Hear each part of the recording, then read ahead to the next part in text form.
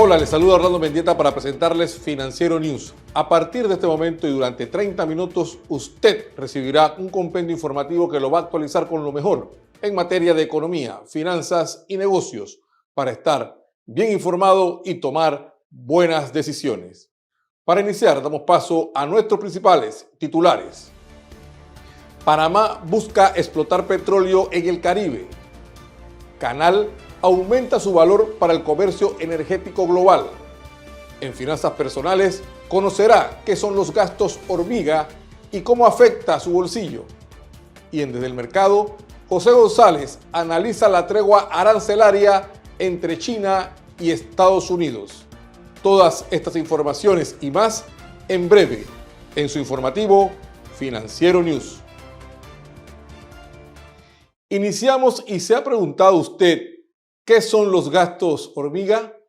Simón Navarro nos explica en qué consiste y sus beneficios y riesgos. Simón, bienvenido a Financiero News y a tu segmento Finanzas Personales. Muchísimas gracias, Orlando, por esta información que vamos a presentar en el día de hoy, que es vital de educación financiera eficiente. Hoy vamos a hablar sobre el enemigo silencioso. Mucha gente de repente le vendrá a la luz, oye, yo hago esto, lo que es los gastos hormiga. Son consumos imperceptibles y que no están en el radar de tus gastos, se reflejan a fin de mes. Y lo que tú vas a hacer es que inconscientemente lo vas a estar utilizando, pero no sabes de dónde sale esa fuga de dinero mensual, que en el tiempo afecta directamente a tu bolsillo. ¿Cómo se activa esto? Un café, una compra sencilla, un postre, un accesorio, cualquier cosa que estés utilizando, una invitación a una persona, y si utilizas los gastos hormiga con financiamiento de tarjeta de crédito, es peor aún, porque vas a tener que pagar intereses de los gastos hormiga, que ese es doble problema. Así que, ¿qué beneficios podrías tener tú? Ninguno, al contrario. Tus finanzas a fin de mes se ven afectadas directamente y yo te voy a explicar por qué directamente se van a ver perjudicadas. También hay posibles riesgos económicos, como cuáles, finanzas inexactas, no sabes dónde es la fuga, no sabes dónde es la fuga que te está pasando. Contablemente no hay asientos para tú poder decir gastos hormiga. Y también hay capitalización a largo plazo que no va a quedar sin efecto. Entonces, yo quisiera demostrarle a ustedes cómo te conviene, cuándo lo tienes que utilizar y cuándo no lo puedes utilizar cuando estás con clientes. Cuando tú estás con clientes y quieres invitar a un cliente a un café o algún tipo de actividad que va a representar algún tipo de ganancia, tú puedes incluir los gastos hormiga, pero que tú sepas que lo estás utilizando. El problema es la inconsciencia cuando utilizas los gastos hormiga. Y le voy a poner un ejemplo aquí que podría ser claro para que podamos verlo. Semanalmente, si tú te gastas $8 diarios, en la semana podrían ser $56 en gastos hormiga. En el mes serían $224 solamente de gastos hormiga. Al año serían $2.688. Esos gastos hormiga generan intereses. Si utilizaras lo que es el interés compuesto. ¿Y cuál sería tu ganancia al final de todo esto? Estos gastos hormigas que representaban a ti un gasto, pero lo utilizas lo que estás gastando en ahorro, serían $11.934,72. Lo que significa que esos gastos realmente son poderosos en el tiempo. Así que todos esos gastos hormigas que estás utilizando, conviértelos en ahorro. Así que muchísimas gracias, Orlando. Estamos para otra. Saludos.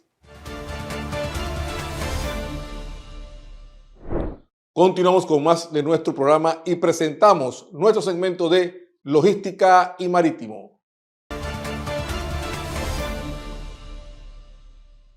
Las nuevas esclusas del Canal de Panamá se han consolidado como una infraestructura vital para el comercio global de energía, representando actualmente el 55% del tránsito total por la vía interoceánica. Los buques con bandera estadounidense en el transporte de gas natural licuado y gas licuado de petróleo son los que utilizan estas ampliaciones. Según las cifras proporcionadas, más de la mitad del volumen de comercio que utiliza el Canal de Panamá ahora transita por las nuevas esclusas, siendo los cargamentos de gas natural licuado y otros productos energéticos un componente significativo de este flujo. Los buques de bandera estadounidenses lideran este segmento específico de tránsito de gas natural licuado y gas licuado de petróleo, lo que subraya la importancia estratégica del canal para las exportaciones energéticas de Estados Unidos hacia mercados claves, específicamente en Asia. Ante esta creciente dependencia de las nuevas esclusas para el comercio energético y con la mirada puesta en la sostenida demanda asiática, la administración del canal aprobó la licitación de un nuevo gasoducto con una capacidad de hasta 1 millón de barriles diarios, lo que busca reforzar la infraestructura existente y garantizar que el Canal de Panamá siga siendo una ruta confiable y de gran capacidad para el transporte de hidrocarburos.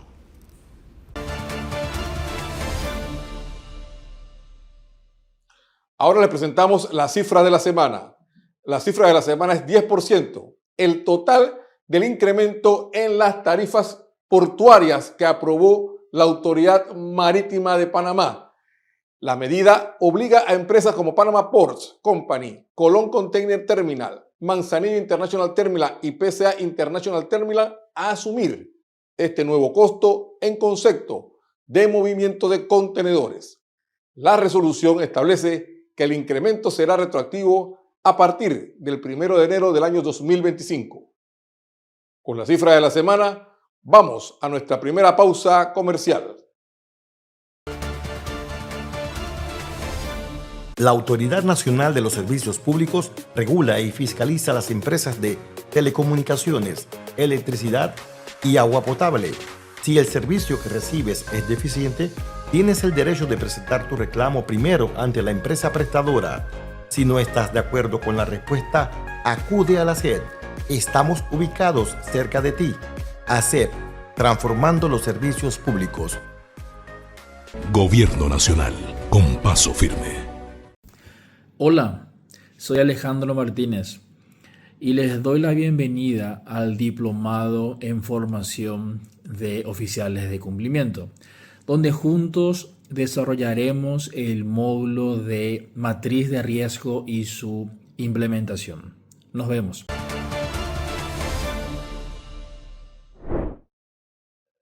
Continuamos con el programa y ahora tenemos con nosotros a José González, Managing Partner de GSG Advisory, en nuestro segmento Desde el Mercado.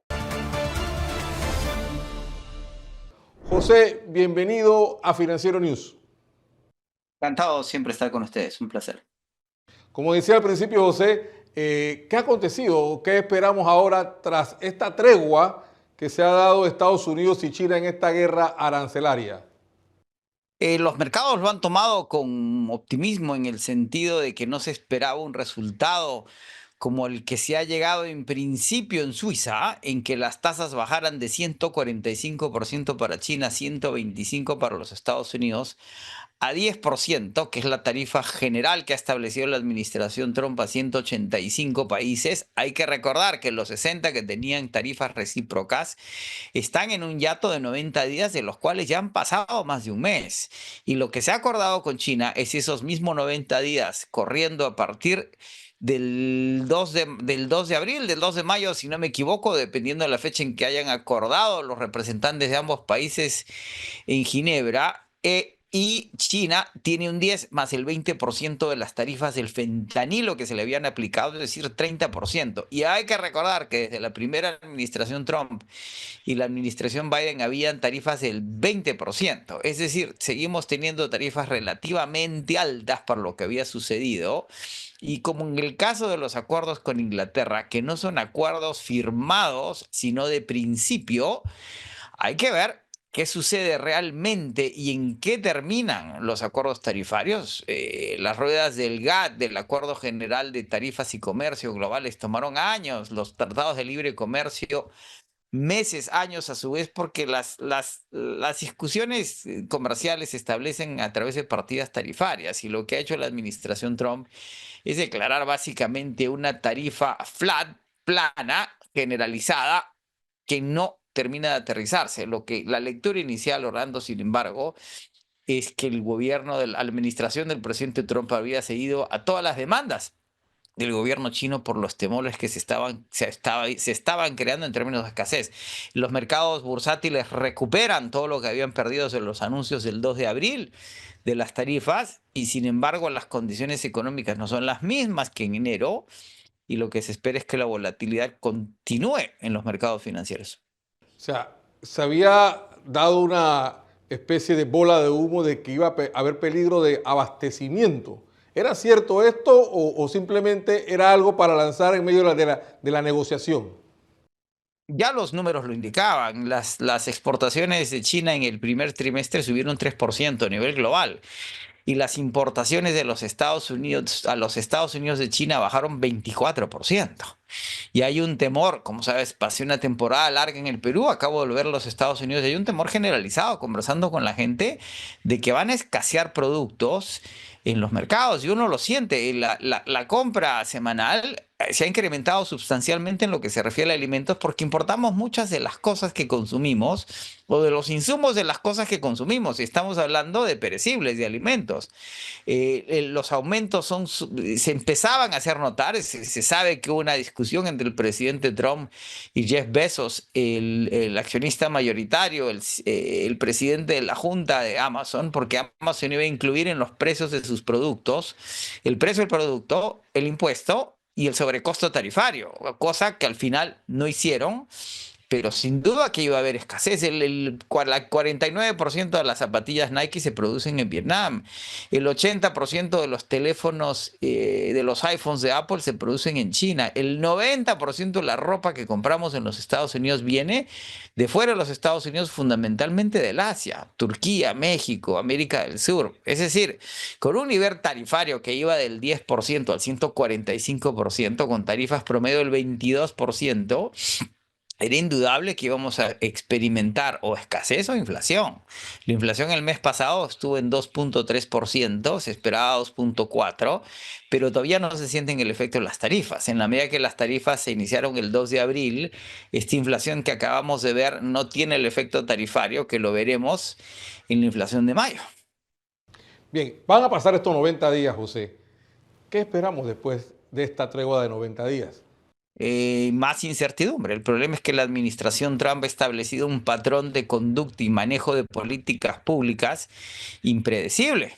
Y los mercados están tomando eso en cuenta. La discusión entre los analistas, operadores, comentaristas en general es que no se puede descartar que la volatilidad regrese, y tomando en cuenta además las nuevas medidas del presidente Trump en cuanto a los precios de los medicamentos, que por decreto pretende bajarlos entre 60 y 90% sin saber a ciencia cierta cómo es que va a suceder eso, tiende a seguir previendo las tasas de interés. El bono, el yield en el bono del Tesoro de los Estados Unidos a 10 años sigue abierto, sigue amplio. El oro sigue estable a niveles muy altos.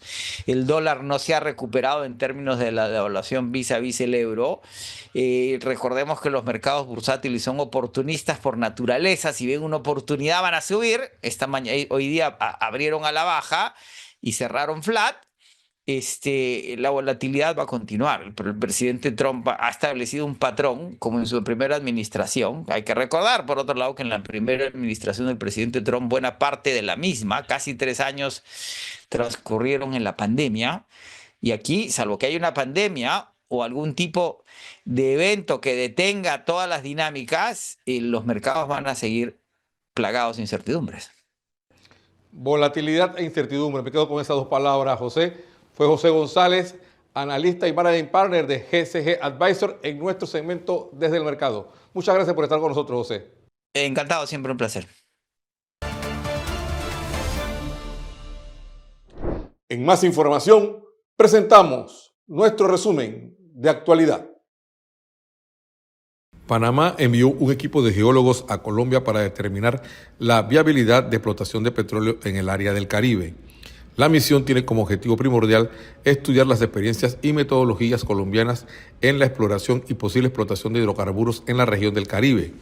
La iniciativa responde al interés estratégico de Panamá en comprender a fondo el subsuelo de su plataforma caribeña y determinar la viabilidad de desarrollar recursos de hidrocarburos en esta zona. En otra información, Valores Banismo lidera el programa de creadores de mercado de Panamá, mediante el cual el Estado coloca la deuda pública interna en el mercado de capitales domésticos. La evaluación de desempeño mide las operaciones tanto en el mercado primario como en el secundario para así obtener un ranking dividido en 2 categorías: creadores de mercado y aspirantes a creadores de mercado. En creadores de mercado, Banismo Valores lidera el ranking, mientras en aspirantes a creadores, City Valores ocupa la primera posición. Por último, la reputación del sector bancario está débil, con un indicador global de reputación promedio de solo 44,3 puntos sobre 100, según un reciente estudio que midió a bancos de Panamá con bancos de 18 países. Reputation Lab presentó el estudio en la Cámara de Comercio, Industrias y Agricultura de Panamá y el puntaje no solo está por debajo de la media iberoamericana, ubicando a Panamá en la 8ª posición regional, sino que también refleja una ligera caída en comparación con el año anterior. A pesar de reconocer fortalezas en igualdad, trayectoria y solidez financiera, la principal debilidad percibida en la banca panameña es la dificultad para acceder al crédito.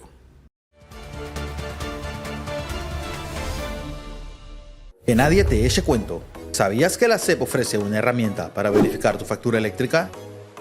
Es muy fácil. Solo debes acceder a la página web de ASEP y buscar el enlace de la calculadora.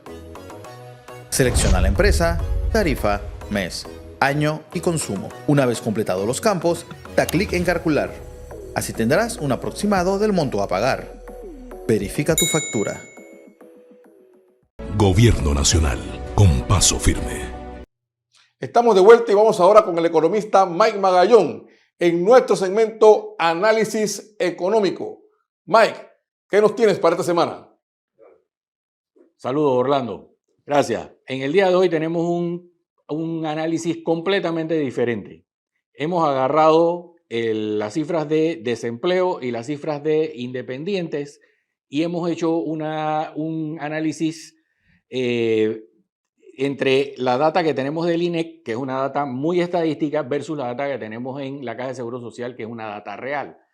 Y hemos hecho este análisis a través de los diferentes quinquenios, desde Martín Torrijos, pasando por Ricardo Martinelli, Juan Carlos Varela y terminando con Laurentino Cortizo para tener el análisis completo del quinquenio, porque aquí todavía no tenemos ni siquiera el primer año del presidente Molino. Así que vamos a ver esto, no lo vamos a ver en detalle, obviamente, porque hay mucha información, pero vamos a ver los aspectos más importantes de todo eso. Y vemos que con respecto al quinquenio de Martín Torrijos, una de las cosas que más llama la atención es el hecho de que el desempleo marca una cifra desde hace probablemente los últimos 30, 40 años antes de ese gobierno, y nos mantuvimos en una cifra y la logramos bajar a casi pleno empleo mucho después. Pero eso fue una de las cosas muy, muy importantes del quinquenio de Martín Torrijos.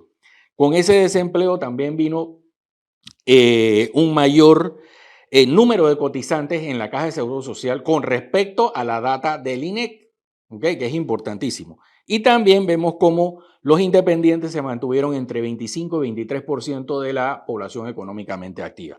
Es sumamente importante porque este es otro tema. Los independientes no es un tema de ahora, los independientes siempre han estado en Panamá, lo que pasa es que eran unos porcentajes un poquito más bajos y eso es lo que vamos a ver.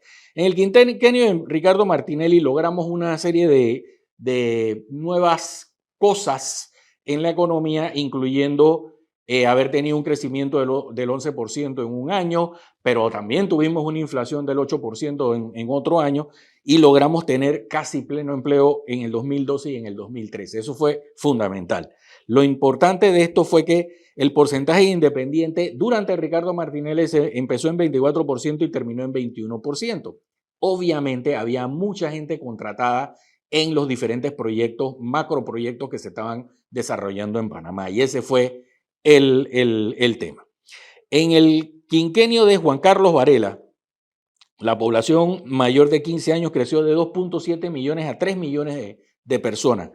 Y lo importante de aquí es que el desempleo se mantuvo entre 4.8 y 6%, que realmente aumentó durante esos 5 años.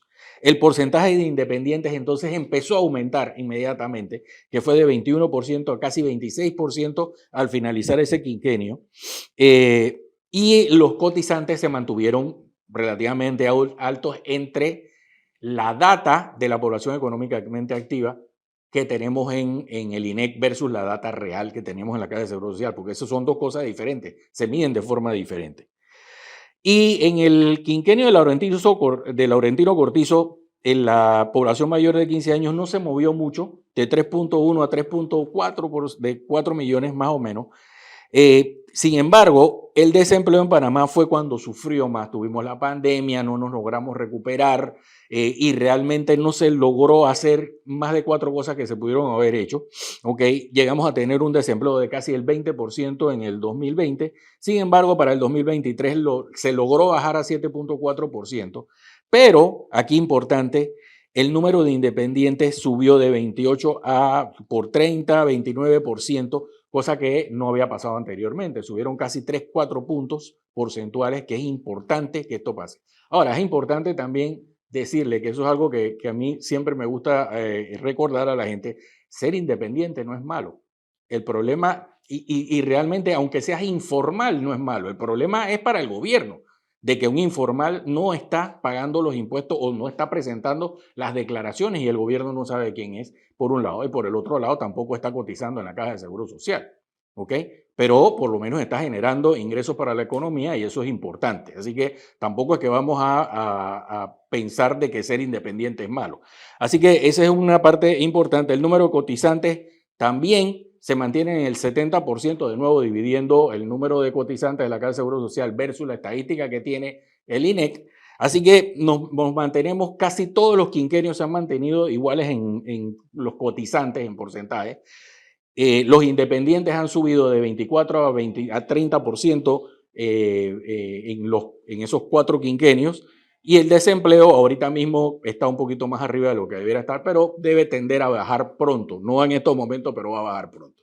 Así que con este pequeño resumen que hemos hecho acá, pasamos de nuevo contigo, Orlando.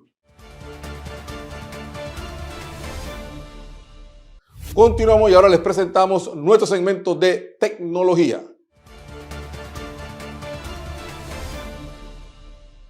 Expertos advierten que los modelos de inteligencia artificial como ChatGPT, DeepSeek o Llama tienden a repetir patrones, lo que facilita que los ciberdelincuentes descifren las contraseñas generadas con estas herramientas. En la era digital, las contraseñas siguen siendo la primera línea de defensa para proteger nuestras cuentas y datos. En un estudio hecho por los expertos de Kaspersky sobre la falta de confiabilidad de las contraseñas creadas con ayuda de grandes modelos de lenguaje, se encontró que dichas claves a menudo tienen ciertos patrones que las hacen vulnerables a la piratería, y a medida que crece la cantidad de servicios y aplicaciones que las requieren, también aumenta el riesgo de malas prácticas, como la reutilización de claves o la elección de combinaciones débiles. La gestión de contraseñas se ha vuelto tan compleja que muchas personas han empezado a usar estos modelos, como los mencionados anteriormente, para generar contraseñas que aparentan ser seguras. Pero esta solución, lejos de ser infalible, puede generar una falsa sensación de protección. Las contraseñas creadas por inteligencia artificial tienden a seguir patrones lingüísticos reconocibles, lo que podría facilitar su descifrado por parte de atacantes que utilizan herramientas similares para predecir o replicar combinaciones. Además, si una de estas contraseñas cae en manos equivocadas, su reutilización en múltiples plataformas multiplica el riesgo de un ataque masivo.